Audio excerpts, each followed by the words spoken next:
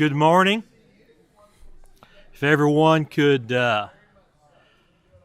take their seats, we will get the fifth meeting, call to order the fifth meeting of the House Budget Review Subcommittee on Postsecondary Education to order.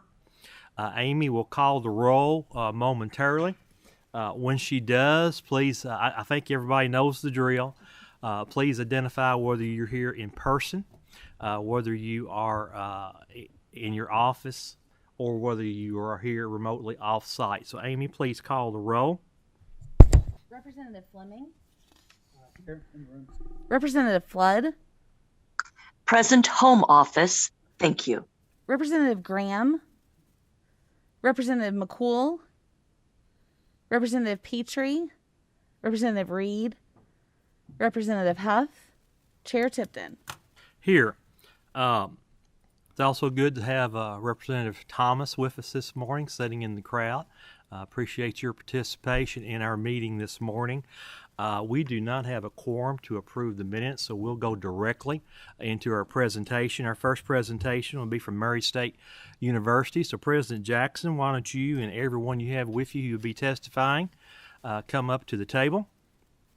What we will do is I will ask you to identify yourself for the record, and then we will administer the oath.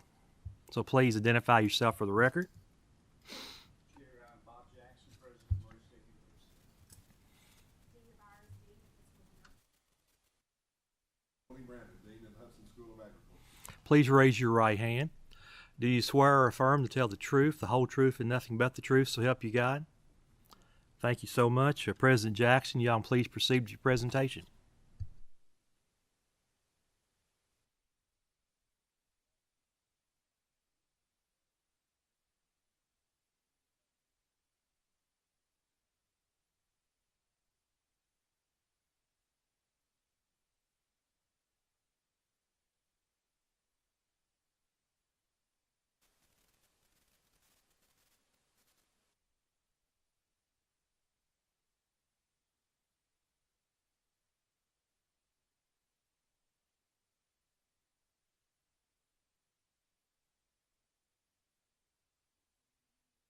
Members of the council are here as well, and including Dr. Thompson. I appreciate their work in regard to higher education each and every day. They do wonderful work, and we appreciate them. Representative Walker Thomas is here with us. Our West Kentucky delegation is fantastic, and they are very, very supportive of Murray State University. And Senator Howell and Representative Imes, we couldn't do what we do without them, and we appreciate them as well. So I'll run through this very quickly, Mr. Chairman, and first I want to introduce my colleagues that are with us today. First is Dr. Dina Byers, who's our Dean of our School of Nursing and Health Professions. Dean Byers also is a former member of the Board of Nursing, and she is a former chair of the Board of Nursing. Also, Dr. Tony Brannon, it has here that a couple of weeks ago he was going to participate by Zoom. He is here with us in person, and he just came from Louisville from another meeting, but he's the Dean of the Hudson School of Agriculture. This week, Dean Brannon was recognized with a national award for his work at Murray State University and teaching and research, and we appreciate Dean Brannon and all he does for Murray State. Mr. Jordan Smith is our Executive Director of Government and Institutional Relations. He is with us. Dr. Debbie Reed is Director of the Breathitt Veterinarian Center in Hopkinsville as well, and she's going to speak to you also. So this is Murray State University's primary service region, as most of you will know. So it's 18 counties, the far western 18 counties of the Commonwealth. Murray, Kentucky, and Callaway counties, our main campus. Again, as you know, we have regional campuses in Paducah and McCracken County, in Henderson, in Madisonville, and in Hopkins County, and in Christian County. We have the Breathitt Veterinarian Center. We have a regional campus, and the far southern dot is Fort Campbell, where we have an education center as well. I want to take a moment and thank Chair Heath, who represents Graves County and many others throughout our region. In December, we had a terrible tragedy hit the Commonwealth, and I want to thank the leaders of our region, and I want to thank our faculty and staff and administrators at Murray State University for stepping up and assisting in every way possible. It was a surreal time for everyone. It was a terrible and tragic event for our region and state. And at one time, Murray State was feeding and housing about 700 National Guard, FEMA personnel, and first responders. We were housing them on our campus, and we were using our facilities for warming centers. And we established a need-based scholarship fund to assist students in impacted counties as well. We just opened an office with the West Kentucky, in partnership with the West Kentucky Workforce Board, to further help with student needs in those impacted counties also. Our work in our region is vitally important. We have a tremendous responsibility to far western Kentucky, and we take that very seriously. And this is just some of the work of late, and I'm proud of our folks for stepping up during a very, very terrible and tragic time for our people in the western part of the Commonwealth, extending over to Bowling Green and Dawson Springs, and the list goes on and on. I'm sure President Caboni will mention some of that as well. In regard to a snapshot of who we are and what we look like, Murray State University's enrollment for this fall was about 9,427, so about 9,400 students from 113 counties. And during the past 2 years, we had a 10% increase in degrees and credentials, increase to 2,302. We have about 75,000 alumni around the world, and 38,000 of them live in the Commonwealth of Kentucky. Some brag points that I always want to point out, and every institution has their own brag points. In Murray State, we have ours, and I want to point out just a few things. We focus heavily on and have for 100 years. This is our centennial, so we're 100 years old in 2022. But quality, access, and affordability. We take those tenets seriously. We work on them each and every day, and from our deans and our faculty and staff and administrators. And just a few quick points that I want to note. Washington Monthly says we're the best bang for the buck in the Commonwealth and even a broader multi-state region. We were also recognized in the last few months as one of the best employers in the Commonwealth of Kentucky, and we're proud of that as well, the way we treat our people, our faculty and our staff and our administrators and all those that are on our campus. And the big point in the middle, number one, and I want to say this, and I'm asked this often by many of you, when we talk about student debt in Kentucky, and we talk about it around the country, 50% of our students at Murray State University graduate with no known student debt, and we're proud of that. And last year we awarded about $115 million of scholarships and financial aid, which is a record amount. So we have 3 years of record amounts in that area. I'm sure we'll have another record this year in that regard. But we're proud that we're helping our students and families of our region and state. And access and affordability, again, is vitally important to everything that we do.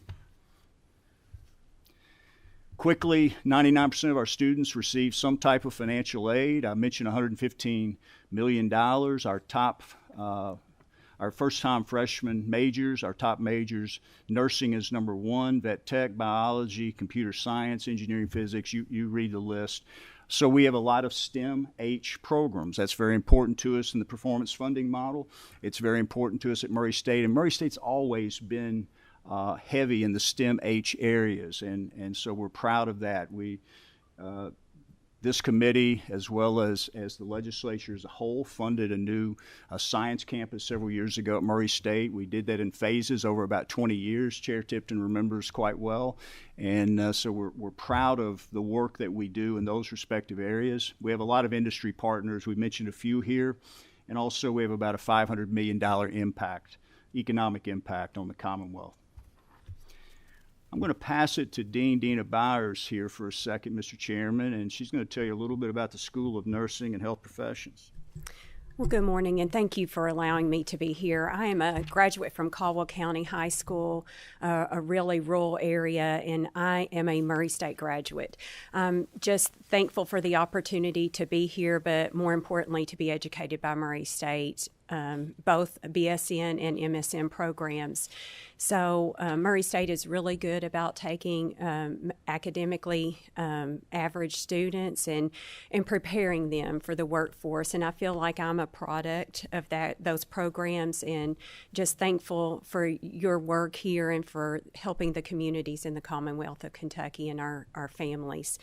A little bit about the School of Nursing and Health Professions. Currently, we have 820 students enrolled in our programs. We do offer a Bachelor's of Science degree in nursing. That is the largest degree program in SONHP. We also offer an RN to BSN program, and that is for our working nurses with an associate degree.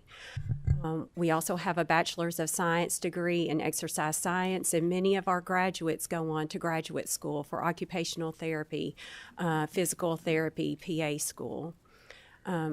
We have a Bachelor's and Master's of Science in Nutrition and Dietetics program, a Bachelor of Science in Public and Community Health, and we do serve a large number of students who aren't able to come to campus. We do have an online option for that particular program, and it's growing.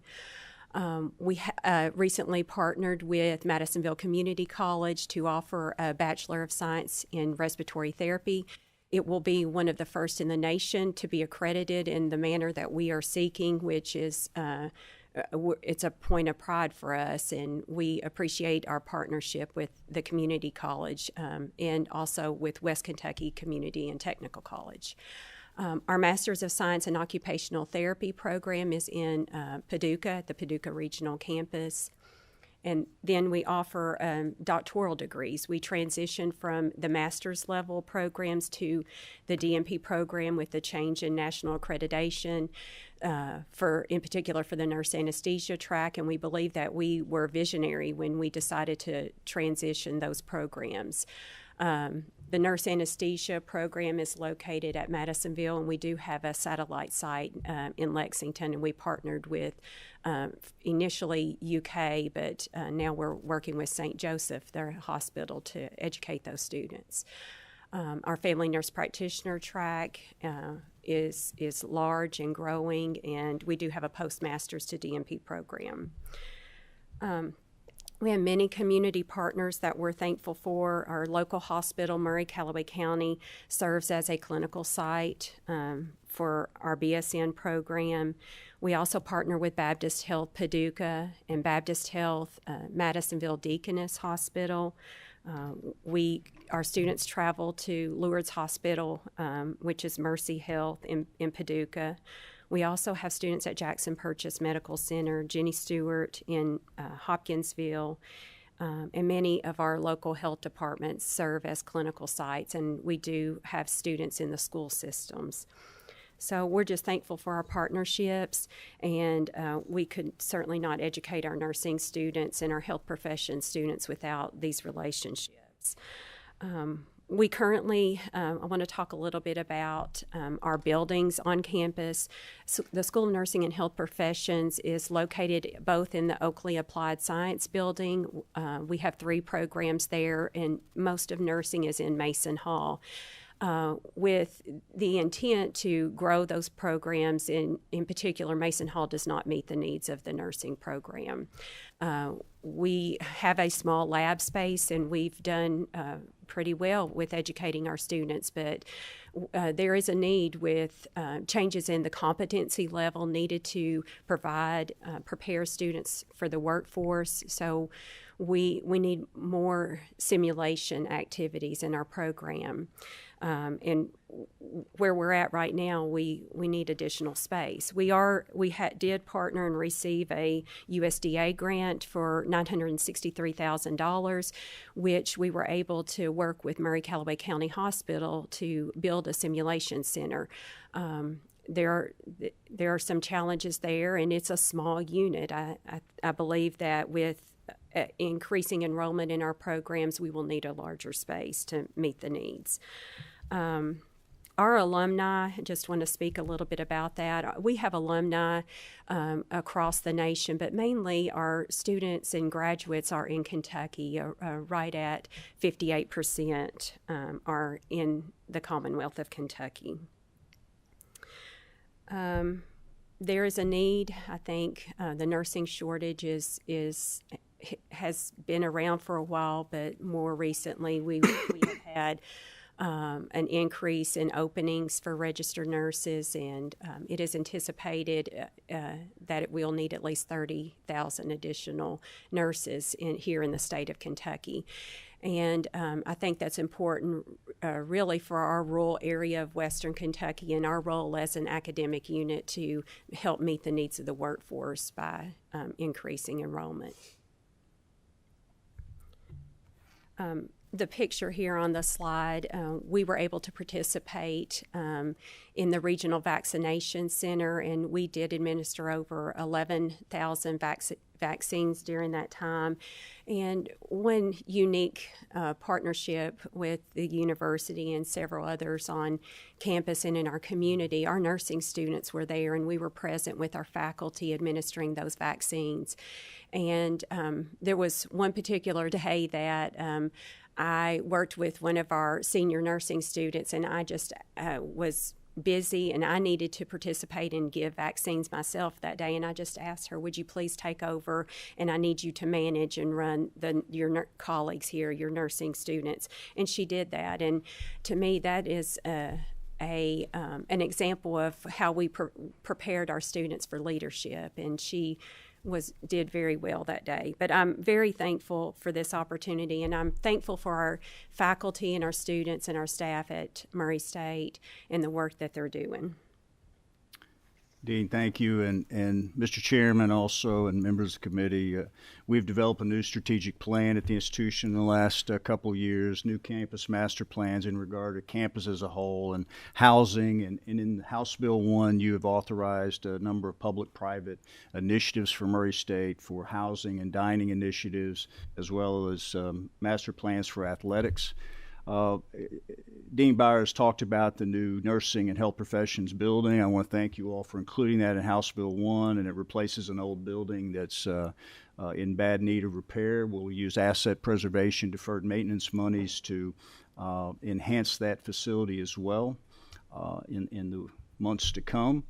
House Bill 1, again, thank you. The $47.2 million in deferred maintenance needs with no match. And Mr. Chairman, you and I have had many, many conversations about this topic over many years, along with Dr. Aaron Thompson and my colleagues at other institutions. Everyone has a tremendous need in regard to deferred maintenance and asset preservation. This is going to make a major difference for all of us. It's going to make a major difference at Murray State University.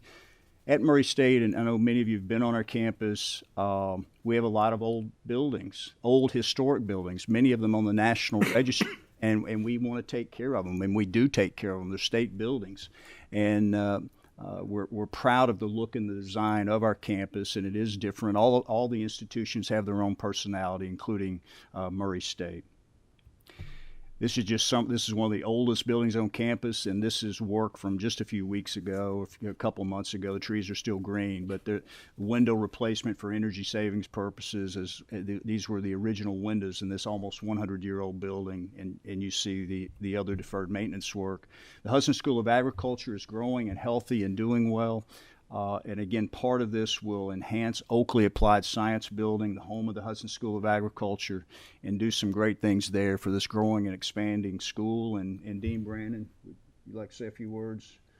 Yes, thanks, President Jackson. I was wondering if he'd slip in that slide. I've been around a good while, and he's got a slide that he's of Rainey T. Wells in 1932, and he points to me back in the back and says that I was a faculty member there, but not quite that long, but 45 years, 72% of my life, I've been developing a great passion for and pride in agriculture at Murray State as a student first, and then a regional teacher, and then back on faculty, and now as the dean of the Hudson School of Agriculture. When I was there was about 200 students in agriculture. Now we have 1,175. So we've grown tremendously, and we say we're outstanding in the field. And many times we are out in the field. We're blessed with some good farm laboratories, and we've been able to add to those through the years. We are still in Oakley Applied Science. It's the same place I was in as a student, and very much is in need of renovation and bringing it to modern day agriculture instead of the agriculture that I studied when I was there. And we're very pleased to have as part of our operation the Breathitt Veterinary Center that we'll talk about a little bit later. That's our needs are to educate students, number one, but to serve our region. And we do a very good job of serving our region. In agriculture, they do a great job. It's not one of these things that you want to be on national news for the tornado or for avian influenza, but you do want to be in national news for your response to those things. And our university responded to the tornado, and now our university and our Breathitt Center has responded to the avian influenza, and that's why we put money into those, is to be prepared for times like these. So we appreciate your support and appreciate the opportunity to be here today. Dean, thank you. And quickly, KERS funding and Chair Tipton, especially I want to recognize and thank you, because you and I and Dr. Thompson and many of my colleagues worked on House Bill 8 for a long time, for a year. And we said we were going to fix and committed ourselves to doing that, and you did, and I appreciate it very much, and we appreciate it very much to get those numbers correct for all of the institutions participating in KERS, and it was a small number in the budget. It was a big number to each of our institutions, and it will make a difference. Performance funding we support. We support the amounts that were included in House Bill 1, and we greatly appreciate it. And we're getting close to bringing all of our institutions to equilibrium, and Murray State will be with this level of funding, and we look forward to enhancing that in the future. I'm gonna stop there, turn it over to Tony, Dean Brannon, and Dr. Reed, who heads up the Breathitt Veterinarian Center slightly. It's been in the national news lately. This is a building that this legislature funded just a few years ago, and we appreciate that support from this committee as well as the legislature as a whole.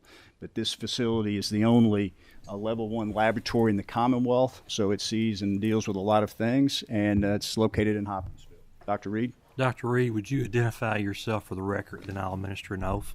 Certainly. Dr. Debbie Reed, Director, Breathitt Veterinary Center, Hopkinsville, Kentucky. Please raise your right hand. Trust me, I have the same problem. Do you swear or affirm to tell the truth, the whole truth, and nothing but the truth, so help you God? Yes, sir. All right, thank you. Please proceed, Dr. Reed. Knowing right from left has nothing to do with being able to treat animals. But you raised it, anyway, okay. We are extremely proud of the Breathitt Veterinary Center. The photograph you see there is our facility. We moved into it in 2017, and actually one of our staff members took that photograph. So I'm doubly proud of it for the beauty of the building and the beauty of the photograph. We are Kentucky's only non-level 1 laboratory, and the reason we were able to become a level 1 laboratory was because we were funded to build that building. We have added some testing things. We've started doing chronic wasting disease testing. We did all of that testing for Western Kentucky, for all of the testing for the state this year.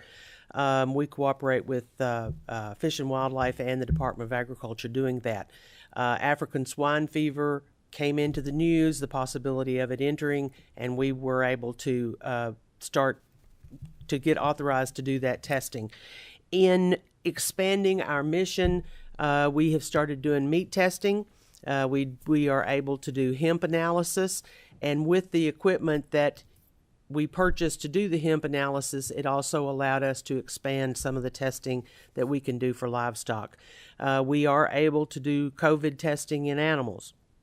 But one of the biggest things that the Breathitt Center, I think, stands ready to do is to test for foreign animal diseases. On Sunday, we diagnosed on Saturday, we diagnosed high pathogenicity avian influenza in Western Kentucky, and it's been found in 2 different sites.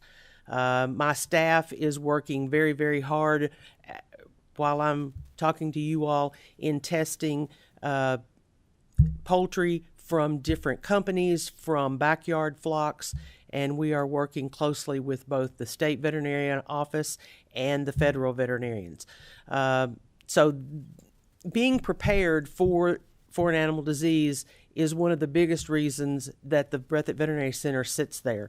And the fact that we have this facility that is just an extraordinary facility and has capabilities of BSL-3, which is biosafety level, we are able to safely test for this, and we don't have to worry about spreading it outside of the building. The other, let's see,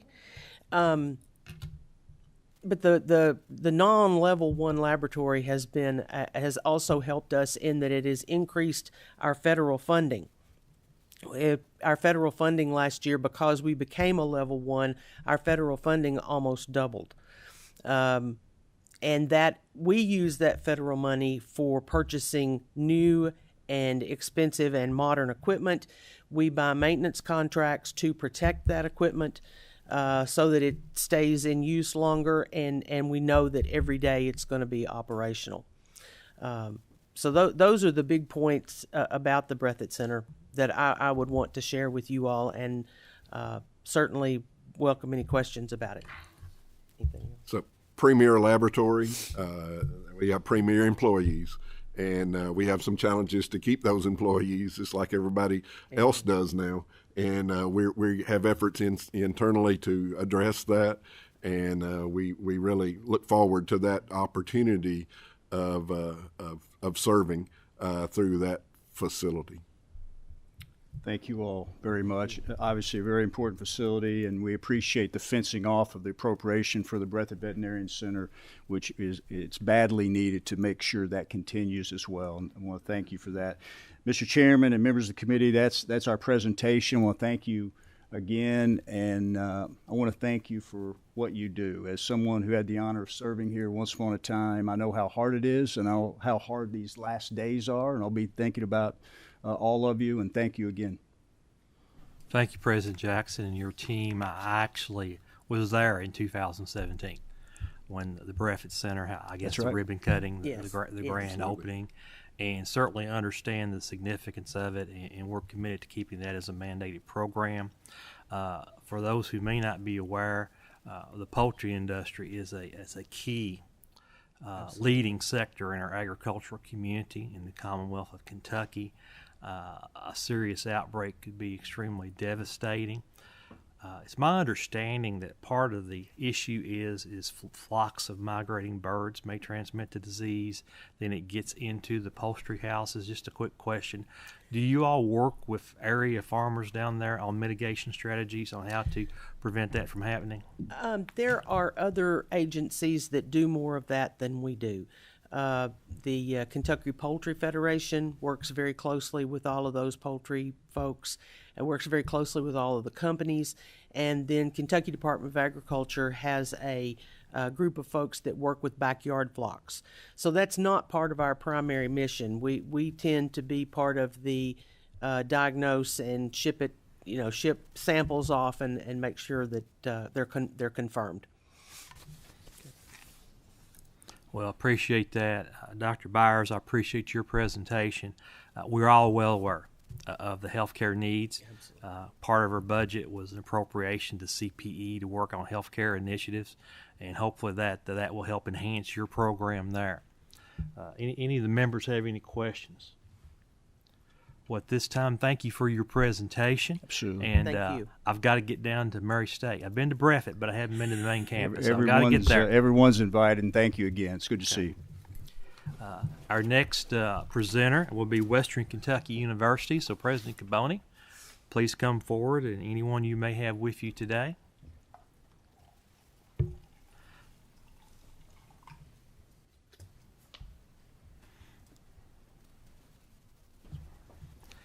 President Caboni, I've got a question for you. Do you own a tie that's not a bow tie? Representative Tipton, I choose not to wear a four-in-hand because it's more material to hang me with. Okay. Especially when okay. I'm walking around Frankfurt. All right. So. Please identify yourself for the record, and I'll administer the oath. I'm going to ask Jennifer to see if she can come help me get this thing going. I've officially become a president. I'm helpless. I'm Tim Caboni, president of Western Kentucky University. Okay. Do you swear or affirm to tell the truth, the whole truth, and nothing but the truth, so help you God? I do. Okay. Well, when you get your presentation going there, please proceed, Mr. President. There we go. Well, good morning to the members of the committee who are not here in person. I'm Tim Caboni, president of Western Kentucky University, and I appreciate the opportunity to be with you all this morning. We have some really exciting things happening at Western Kentucky University, and at WKU, our enrollment is strong. Our retention rates are at an all-time high.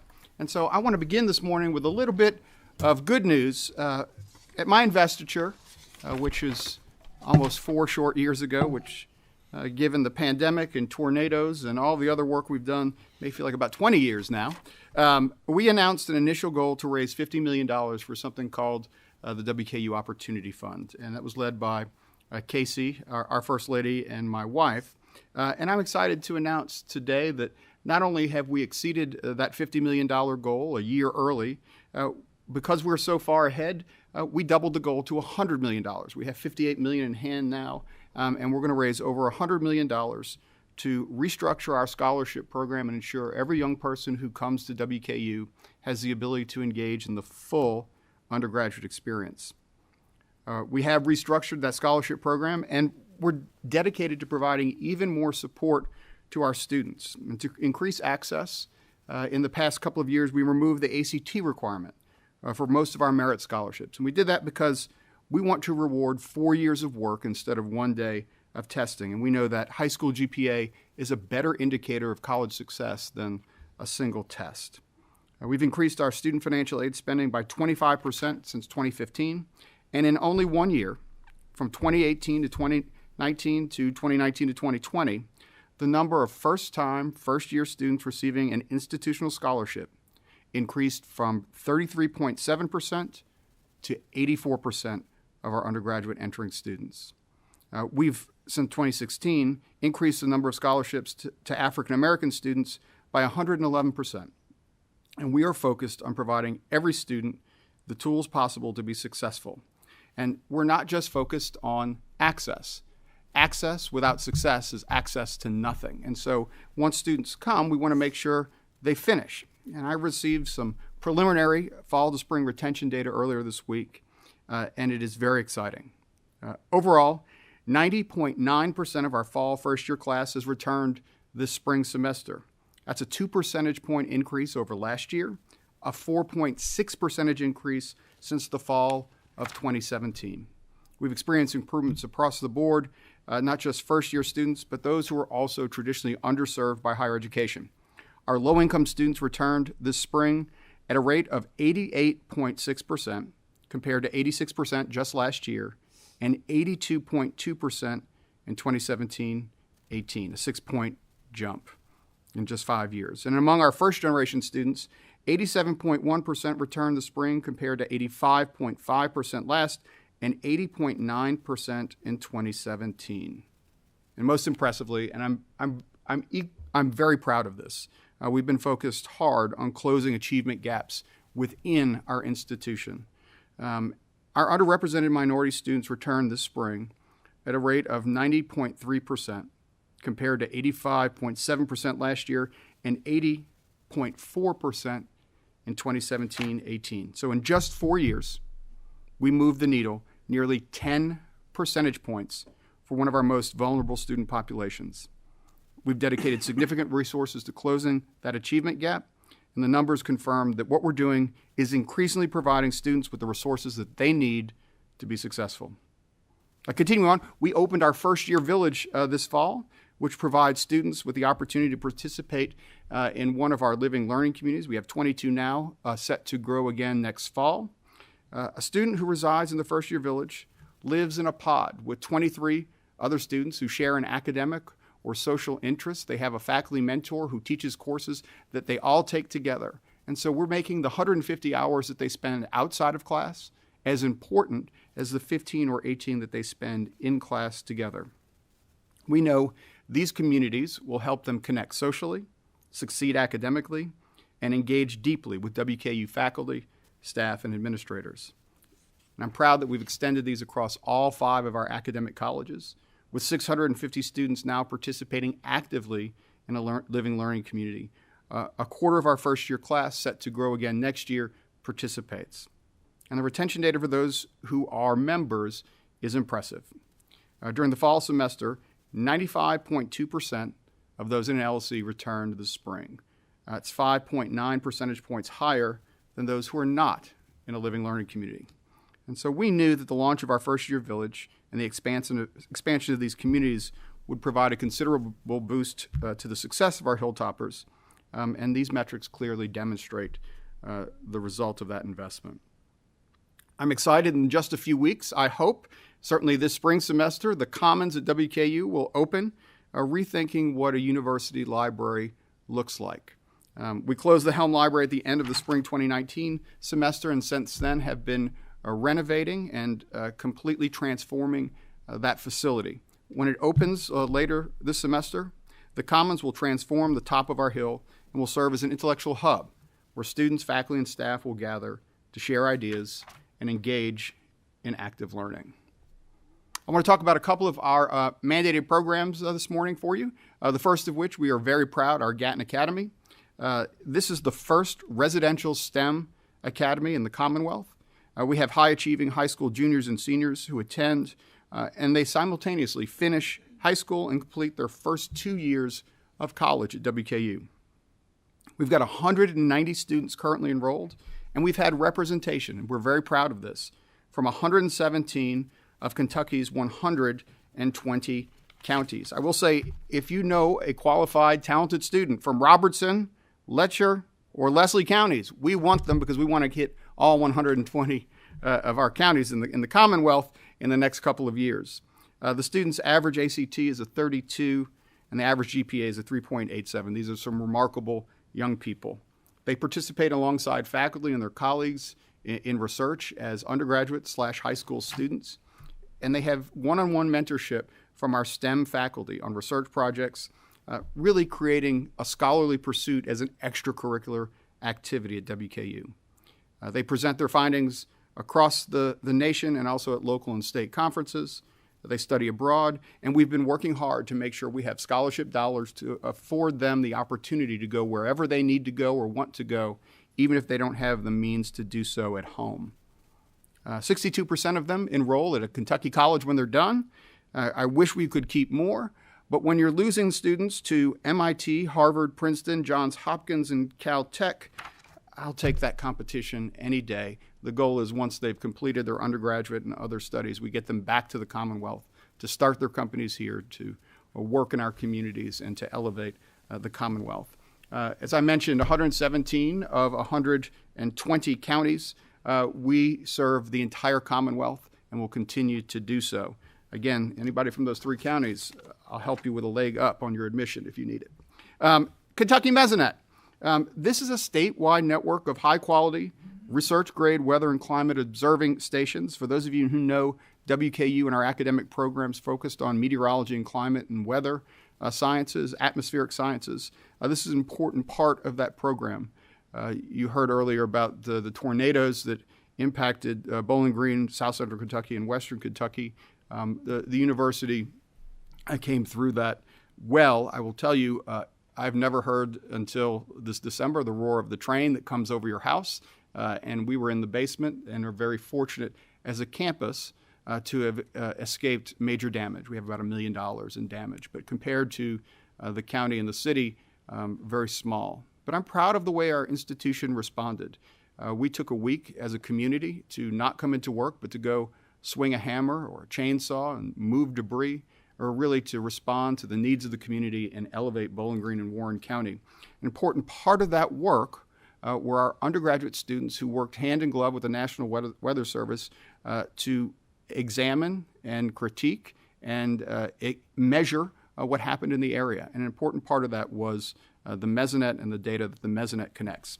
There are 77 stations across the Commonwealth in 70 counties that provide data in real time and are archived as Kentucky's climate record. They measure standard weather variables such as air temperature, precipitation that are recorded about every minute at every station. And then we have enhanced stations which are directly tied to agriculture. They measure additional parameters, including soil temperature, soil moisture. They have webcams, and they have snow depth sensors, all of this providing value-added services to Kentuckians. And this year, we anticipate installing, at least these next 2 years, installing at least 20 new stations as a result of local county partnerships with the university. And we work hand in glove with Kentucky State Emergency Management through the FEMA Hazard Mitigation Program, and we want to make sure that these data are useful at shaping our responses to disasters, but also helping support agriculture across the Commonwealth. An example, the Kentucky Mesonet staff served in preparation for in response to the storms by using a direct feed to the operation centers. This allowed forecasters to integrate the Mesonet data into analysis of near-surface atmosphere and environment temperatures. So real-time understanding what's happening on the ground. They actively tracked the storms as they came across the Commonwealth, and they lined up with our station placement, providing unique opportunities to collect high-res data from these stations that are in the path of a significant tornado.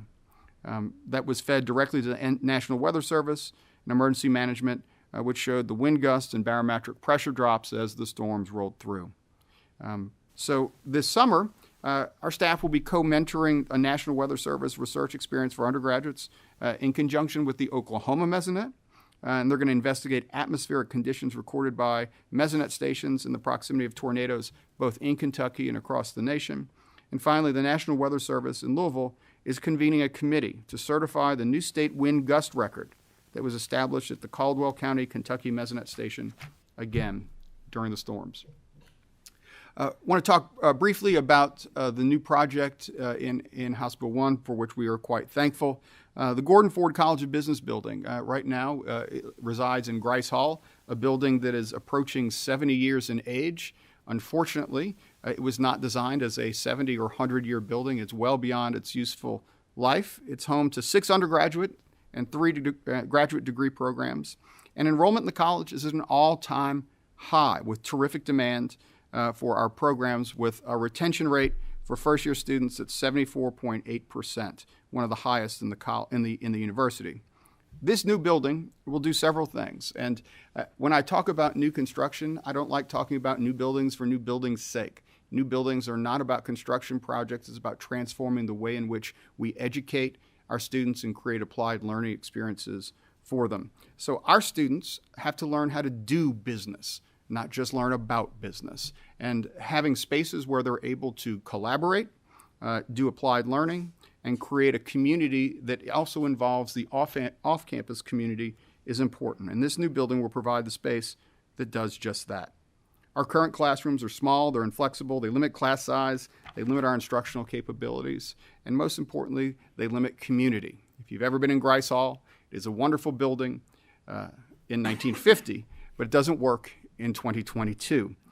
This new building will have space that provides the flexibility and creates further applied learning experiences, environments for our young people, allowing them to take what they learn in the classroom and apply them to real-world situations, a hallmark of the WKU experience.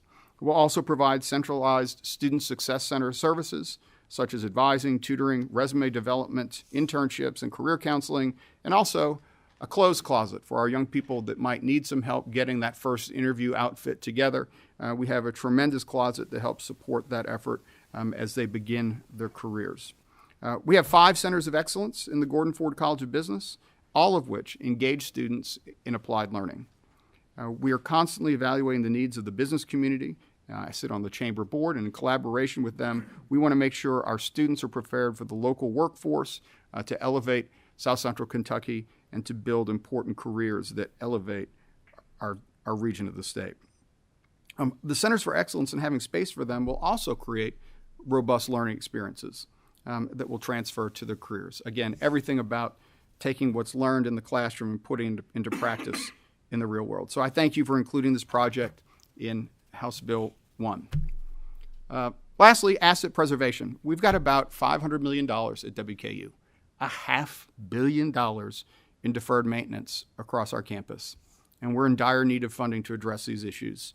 The projects that we will work on with these funds include underground infrastructure, our electrical distribution infrastructure, steam lines, water, sanitary sewer, storm lines. We could invest $250 million and you'd never see it on the campus. And we have roofs, HVAC systems, elevators, and windows that have to be replaced. And we're also focused on life safety measures such as fire safety exits, emergency lighting, smoke detectors and alarm systems, automatic sprinklers, indoor air quality, and air duct system cleaning. All of the funding in House Bill 1 will allow us to begin to address these important concerns. And you hate to show pictures like this, but here we go. This shows you a portion of the underground infrastructure work we've done. There even was a Twitter account that was the steaming manhole cover that talked about when steam was coming out on different parts of campus and roved around campus. We're glad that that Twitter account is defunct because we've managed to get all the steam back in the tunnel. But we have many, many, many yards, hundreds of yards to go to complete that work. You'll see there the roof of the academic complex, another building that is about 60 years old. The roof desperately needs to be replaced. And then on our Cravens Library, which is right next to the Commons, the brickwork and masonry needs continual touch-ups because of occasional failures in the mortar. So I'm happy to stand for any questions. There's Big Red. Thank you for your time, and I'm very proud of the work we're doing at WKU and the strides we're making for our Commonwealth. Thank you, President Caboni. I as you were talking about the Messinet program, I was remembering one of our former members who was a very strong proponent of that, former House and Speaker Jody Richards. Always was very, please share Representative Richards our best if you run into him. Absolutely. I will, as I know you know that I've had 2 children who have gone through the Gordon School of Business. Sarah is set to graduate in May. She's graduated. She's working on her MBA right now. Her master's degree in May. She's getting her master's there, and she's a graduate student. She works in that building every day, and she tells me sometimes she gets cold. So she is very grateful that there's a new building coming. She's just sad that she won't be there to enjoy it. But I will share that we appreciate all your work you've done. I know that the last few years have been a struggle as the Commonwealth has faced some financial challenges. We seem to be coming out of that, and we've had the, fortunately, with House Bill 1, we've had the opportunity to make some huge investments, not only in K-12, but post-secondary education. Do any of our members have any questions at this time? President Caboni, thank you for your presentation. Chair Tipton, we have one more item. Thank you very much. On our agenda.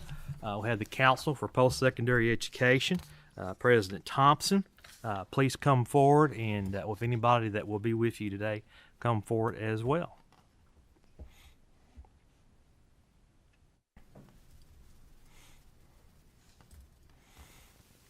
So please identify yourselves for the record. Thank you, Mr. Chair. Aaron Thompson, President of the Kentucky. Good morning, Jennifer Crayhurst, Vice President of Government Relations with the Council. Okay, please raise your right hand. Do you swear or affirm to tell the truth, whole truth, nothing but the truth, so help you God? I do. All right, thank you so much. Please proceed. Thank you, sir. Let me first of all say I have backing me up here the big crew with me, Dr. Ellis, and I have Dr. Payne and Sean McCarron and all the folks that if we have any deep questions, you know, they know more than I do.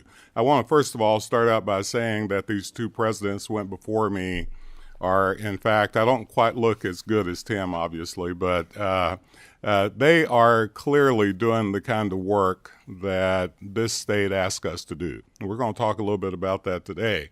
But I will say that's where the rubber meets the road, where we serve the students, that ultimately serves the state. And we want to thank you, especially Chair Tipton, and all the folks in the House that put forth House Bill 1. This was what we consider to be historic. It's been a long time. I've been in Frankfort since 2009, and we obviously haven't seen this. Now, we want to believe this, not just because we have money. We want to believe that you're investing in us because we are a great return on that money. And that's what we're going to talk a little bit about today, especially with CPE. And I will go through the slides. As you all know, I don't keep to them too often. My staff gets upset that I don't. But we want to talk a little bit about what we're doing at CPE, the things that we need to do at CPE, and how we need to think about looking into the future. And you've heard me say this many times, and we have data to show this, that in order for Kentucky to thrive, we're going to have a robust economy that keeps going. In order for that to happen, I appreciate the article you sent me that showed that, the more than tax incentives, the number one item that every company that moves into the state that's had success, that want to move in the state, they need an educated workforce. And you can't have a strong economy without a strong educated workforce. You can't have a strong educated workforce without a stronger higher ed system. It's the most direct correlation that we have. So direct, as a statistician, I can tell you it's causal. So that's what we're here to talk about. So much of the data we'll share now comes in place since I've been in this role as president, but we will talk a little bit about where we're at and where we're going. Or we'll get things moving here somehow. There we go. We want to talk about our budget. A lot of people think CPE has a huge budget. We like to think that they think that because we get a lot out of the few people that we have. But over the last many years, you'll see here in a minute, we've been cut over 50% in our budget. We went from a significant amount of operating funds to where we're at now, which is fairly small, 7.2 million, and you have to understand 1.6 of that are mandated retirement pieces that we have in place. So we're operationalizing all the things we're doing with a long list of regulatory and statutory responsibilities that we didn't bring here today, but they're pages and pages long. But we operationalize our coordinating events along with those statutory and regulatory duties on a little over $5 million. And one of the things that we've been able to do, I feel proud of, as we've actually reduced by half the number of people that works at CPE, we've been able to garner, I hope, respect, but surely money from outside entities that's helped us to carry on the duties for the state. I mean, we've gotten a lot of grant dollars over the years, and that's what kept us going. And so we're at a point now to where I'm going to talk about the future. I'm not going to talk about asking for replacement. I'm going to talk about, once again, investing in where we need to go. We have examples here. I won't read them all to you because you all know some of the things that are here. But just to say that higher education in this state, we have an accountability system built into it from the front end. We run through our model all of the performance funding. And we're happy with that. We look at what it takes in order to invest in the state and get performance out of it, and we measure that. We pay for that. You've been a part of this group. Obviously, you know a lot about it. But we've also done other things along the lines of creating a statewide agenda that focuses on the needs of the state. Our jobs, more than anything else, is what I call consumer protection.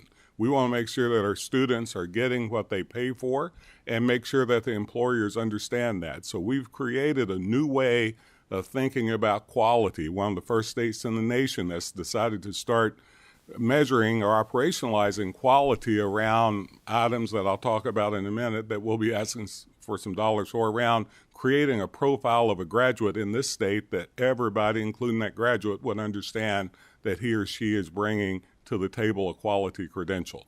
We also are working with employers on the front end saying, how do we create a new set of agenda, a new set of programs for 10 years down the road instead of focusing and looking on 10 years in the past?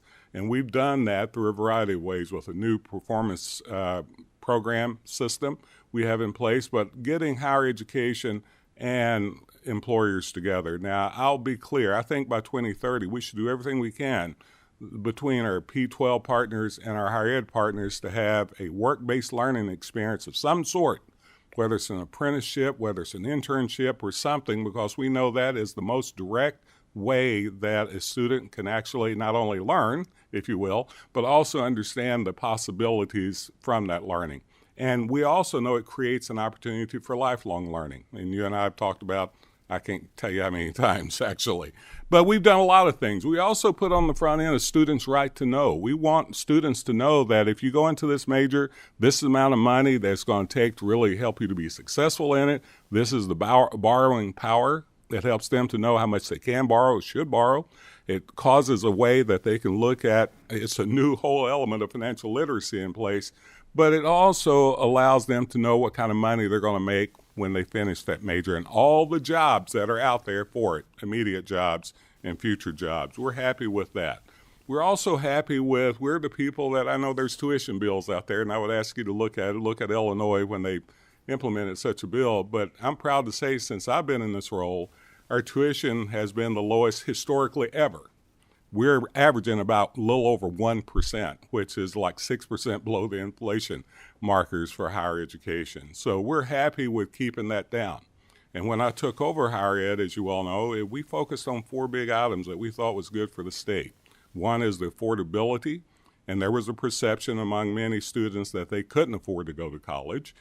So affordability is also about how we allow students to know that they can go, and I appreciate what Dr. Caboni was saying about those 3 counties, but that they can go, but that in fact they deserve to go. Now, not all college is a 4-year degree. So we need to do a better job, and that's what we've been trying to do with Higher Ed Matters, to let people know exactly what college is. They're going to have some post-secondary credential in order to be sustainable. Don't believe me, look at the unemployment rates and during COVID, or those that are on health, that are on Medicaid, and those that are in prisons even. So all of these things we put into a value proposition. So we focused on affordability. We focused on letting people know the value of higher education. You've gotten from us return on investment reports that clearly show that you get a 62% return for every dollar you put in higher ed in this state. And our campuses have taken a lot of their own money and now #1 in giving student aid over statewide aid and other aid, federal aid. So we're happy that we focused on changing the paradigm to focus on those that are most needed. And we're doing a lot of other things, as you all know, with the Commonwealth Education Continuum, where we're trying to connect P12 with higher ed. So #3, we've got to increase the output of student success in this state, and we have to do it on those with everybody, but especially those that have been historically disenfranchised, our low income, our minoritized students, our adult learners. We focused heavily on that. And lastly, it's the quality of connecting employers to what we're doing. So happy, if you noticed my Twitter this morning, you found out that, Mr. Chair, you know, when we started this conversation 4 years ago, we were like number 27 in the country in ed attainment. Not everybody stood still and waited for Kentucky to catch up and pass, but I'm happy to say that we're now number 7 with the latest data, and that's through 2020. We've done even a better job, so next year will be more. Now, COVID has slowed us down a little bit, I'm going to tell you, but this is the growth that we had. You know, that 60 by 30 mark was not just the number we came up with. We thought by 2030 we get 60% educational attainment in this state with a credential that matters. We will be at the national average, being able to collect the employers that want to come here and keep the people in the state.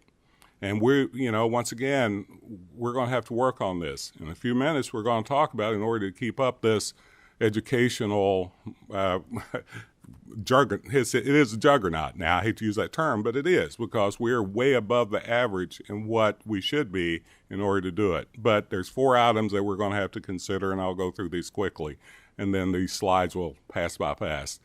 One is that we're going to have to increase the college going from our K-12 to higher ed.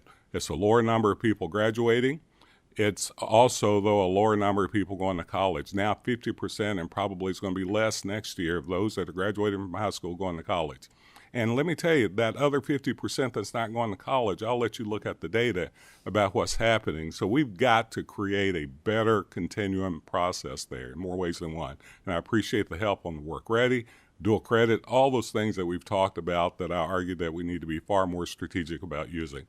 The second one is we're going to have to increase student success. As we mentioned, we have to get, and you heard these 2 presidents talk about the graduation rates as well as retention rates. I'm proud to say now that Kentucky is closing gaps faster in educational attainment than any other state. If we're not #1, we're #1. So I'm proud of that.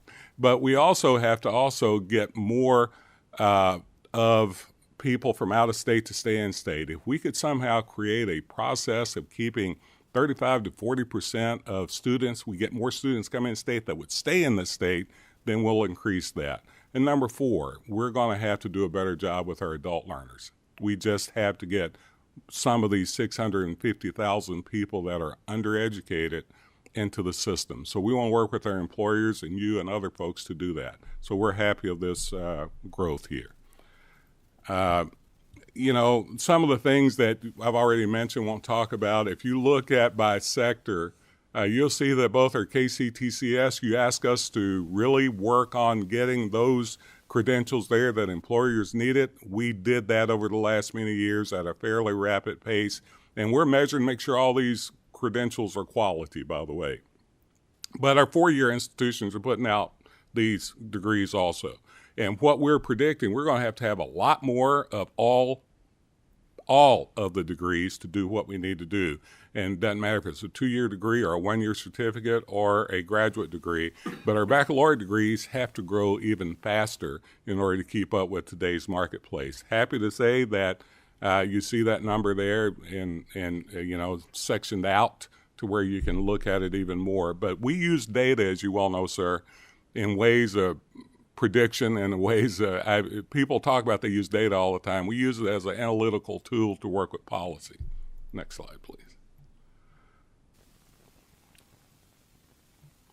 Once again, I just got through talking about this. Our underrepresented minorities, to put it in perspective, we've had about a 17.5% growth over the last 4 or 5 years. And our overall degrees and credentials, we've had a 37% increase in our underrepresented minorities. We've had more students coming in. It's really the only demographic group that's actually increasing beyond their baseline in the last 2 years of COVID. So we know that we're not going to leave anybody behind, and I'm proud of this that's coming from our campuses. Now, for sure, you know what CPE does. I mean, we are, and once again, I'm very happy that me and all the presidents are working in unison. We work as a team. Now, we push the envelope. I'm sure they're not happy with me all the time, even though I'm happy with them all the time. But we don't want to stand still. And so what we've done in the last several years, we've been cut, as I said earlier. This time out, you provided us with this healthcare dollars, hopefully the Senate to pass it. This is in great need. We're going to target what's needed in the state to build a pipeline, and we're going to, what I call the squeeze effect. We're going to get out those that we can quickly get out into the marketplace. And as you know, I'm the chair of Baptist Health, corporate Baptist Health. We can hire 750 nurses this instant, but we're also going to have to build a pipeline. So we want to work with our P12 folk to build a pipeline into those needed professional areas. Our expanded duties have become many. Even though we've been cut over the years, you have given us a lot more to do. And we're happy to do that, but pretty soon I can't keep getting grant money to do some of those. And so we're here today to talk a little bit about what we can ask you all to help us to do. And as you all know, with HB 250, we may have more expanded duties, and we're happy to do that because it is the need that the state has. Next slide, please. So some of the things we're going to ask you for some money to consider, and we know the budget is gone, but there are some things that we really believe that we have to look at beyond the healthcare piece, and I'm once again very happy to get this healthcare dollars because that's going to help us. But we've got to increase, and if you notice, the money I'm asking for is actually connecting mainly P12 in higher ed. It's not just for us to do the things in higher ed, but we're going to have to increase our post-secondary advising within the high schools. We just have to. We got some GEAR funding to help us to do that, but if we don't do that, we're never going to get to where we need to go. And those are bang for the dollars. And I do believe that the way we can work with our campuses and the high schools together to do this beyond what KIA is doing is exactly where we need to go. And we have proof to show that that's the outcomes that we can get.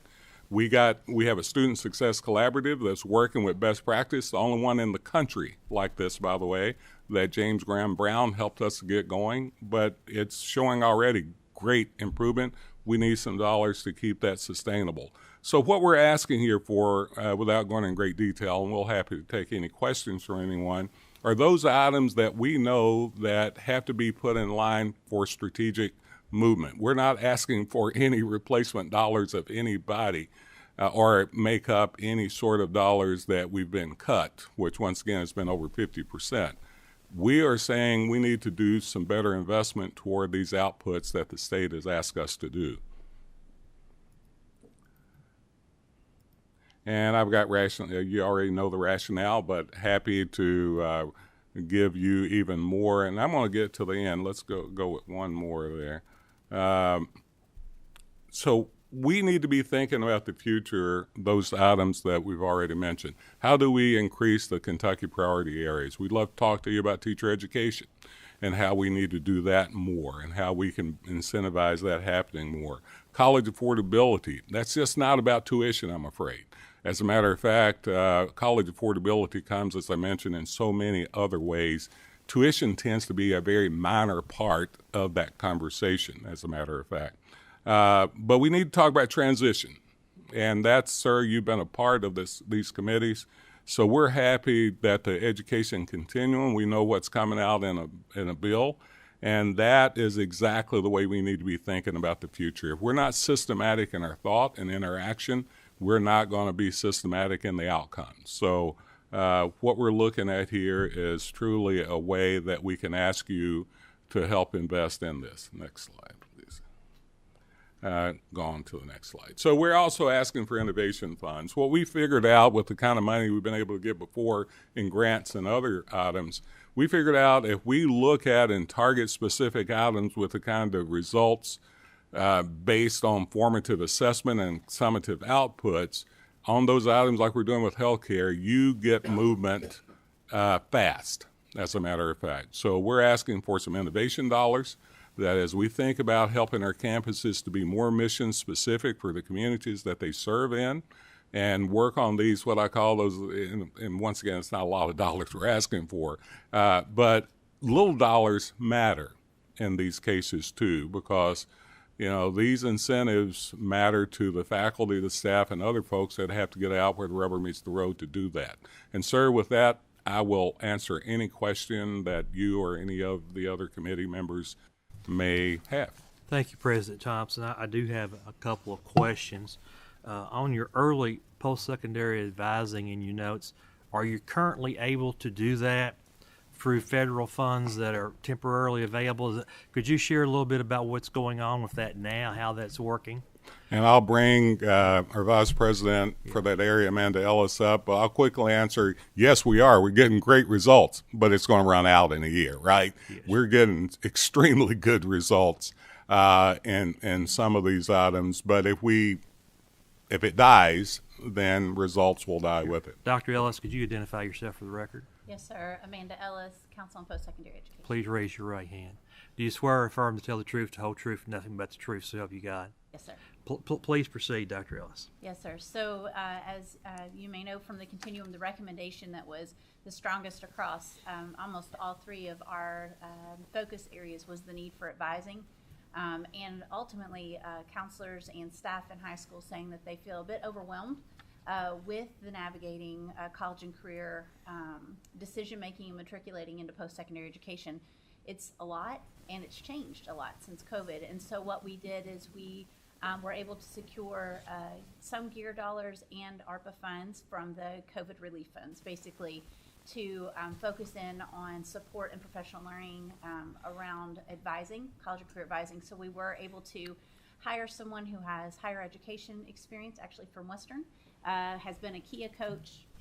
Sorry, my apologies. Has been a KIA coach, and then also was most recently working in Bowling Green Independent as a college and career advisor. And so she has already been working with all 8 co-op regions to provide service and support around really focusing in initially on college access and getting the resources into the hands of the folks who work with students every day. We know we're not going to get more counselors, but we know that the counselors we have are really over inundated with lots of needs, student needs, and families feel like they don't know enough. And so, excuse me, that is the focus. We also have a design team that includes multiple agencies, universities to guide that professional learning and those resources so that they're in real time, they're Kentucky specific, and provide immediate support. And I want to throw one other item in. Over the years, we have Gear Up in Kentucky, where a lot of our staff comes from, the federal dollars. We have those data, those Gear Up folk work in the schools that are obviously in the most need, as you all know. They are outmatching those schools that have greater resources. As an example, they're going from schools that normally would have a gap that could be 20 points different to a gap that's actually 4 or 5 or 6 points above. So we know that this focus directly on post-secondary that many of our counselors in P12 just don't have time to do is the way to go. And so that's what this is. And it's more than just, once again, what Kia is doing. This is another real deliberate partnership, relationship that is focused in that direction. Do you all have data available that shows the outcomes you've been able to receive?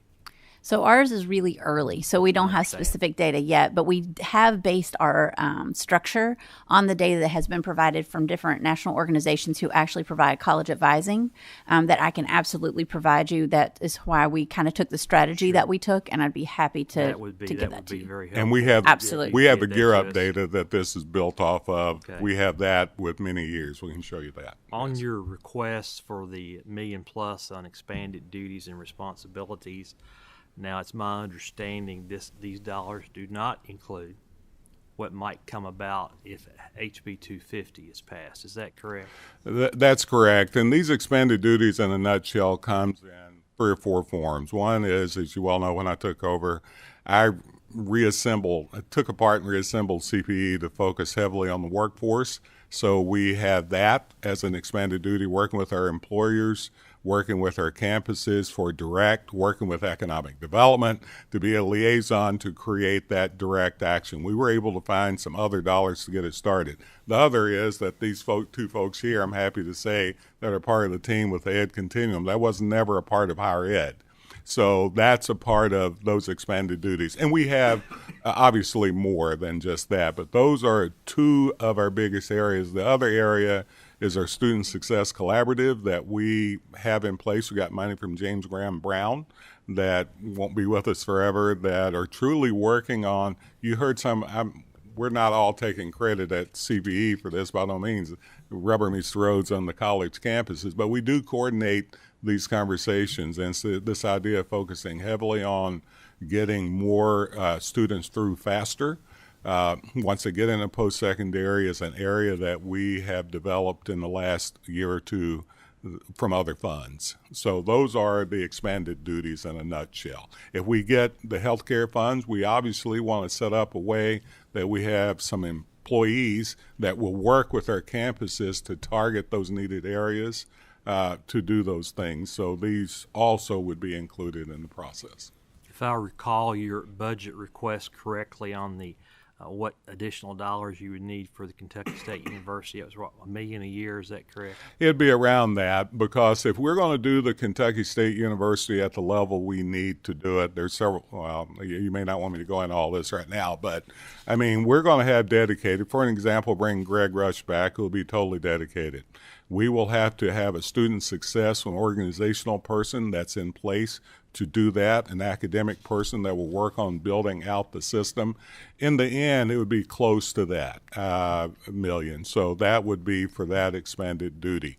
Now, obviously, we'll do whatever we will as we always have, right? So, and by the way, just to let you know, it's the first time in 12 years, 13 years, 14 years that we've come to the table asking for any extra dollars at all. Do any other members have any questions at this time? Well, seeing none, President Thompson, thank you so much. Thank you, sir. CPE, thank you all for all you do. For all you do. Thank you to all the presenters today. At this time, I do not have any additional meetings planned for this subcommittee, but that is always subject to change as situations arise. We've fortunate to have all our universities, KCTCS come, CPE come and testify, but stand by. You never know what comes up, but for now, we definitely will not be meeting next week.